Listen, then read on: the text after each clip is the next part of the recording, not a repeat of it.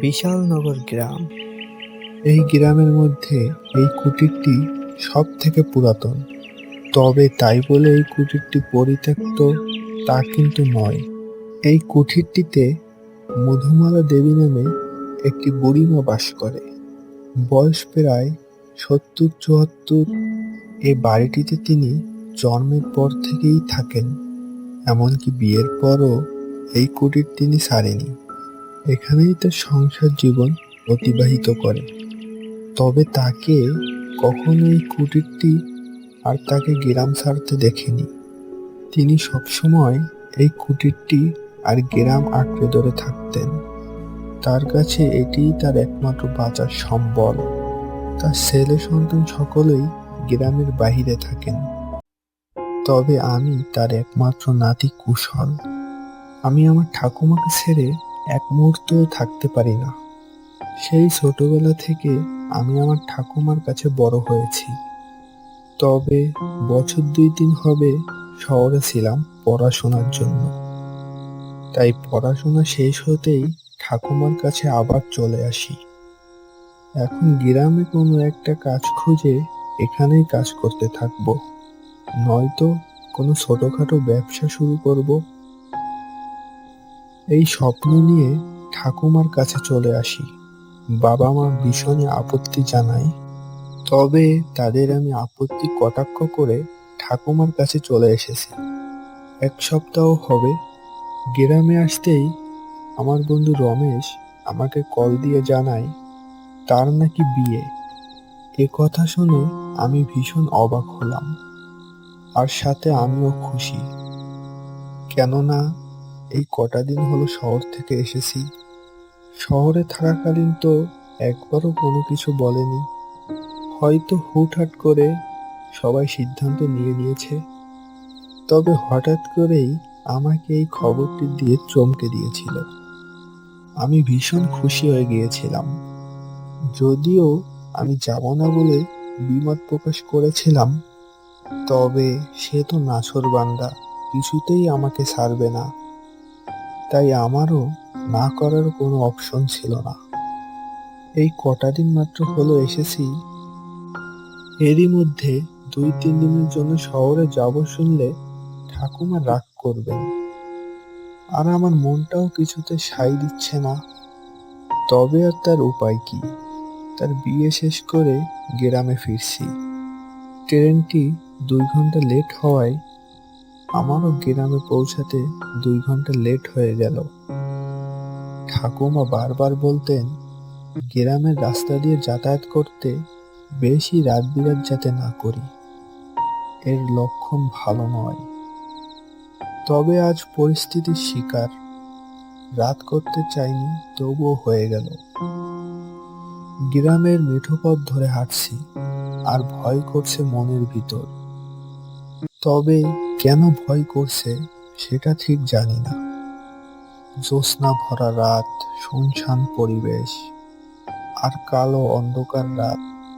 জ্যোৎস্না ভরা রাতে চারিদিকে যেন আলোকিত করবে, কিন্তু তা নয়, চারিদিকে যেন আরো অন্ধকার।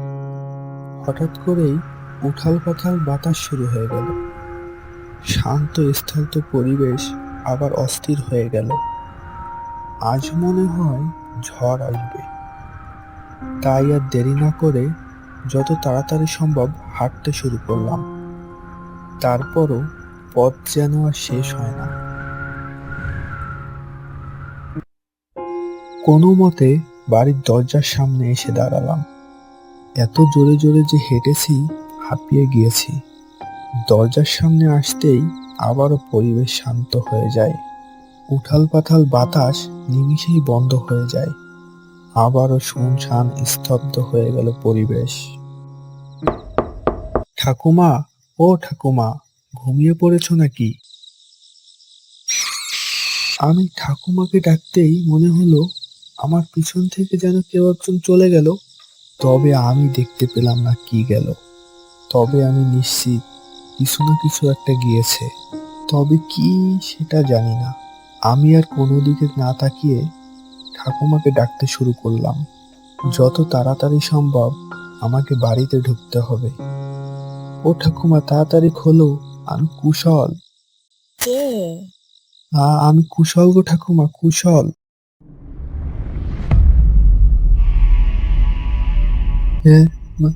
মাটিতে এত কঙ্কাল কেন?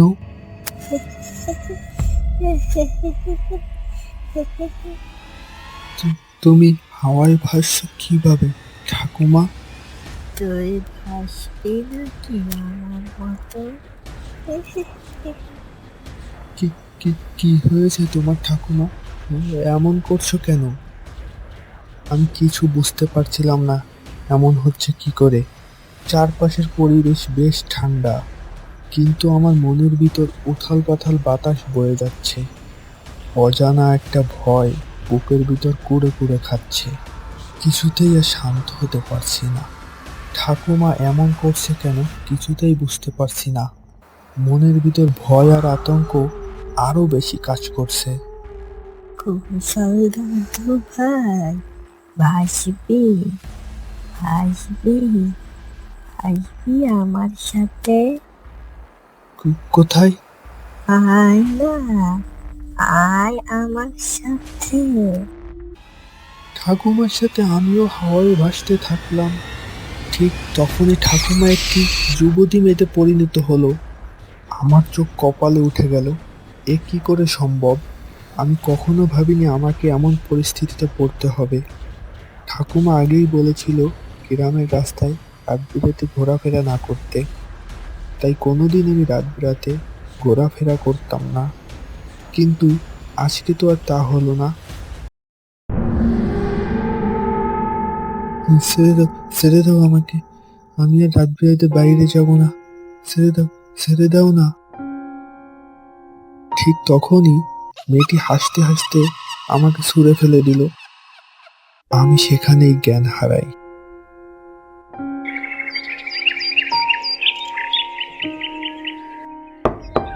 কুশল দাদু ভাই, এসেছিস? দরজা খোল। ঠাকুমার গলার আওয়াজে আমার ঘুম ভেঙে যায়। আমি চোখ তুলে তাকাতে পারছি না। পুরো শরীর জ্বরে ব্যথা। সোজা হয়ে দাঁড়াতেও পারছি না।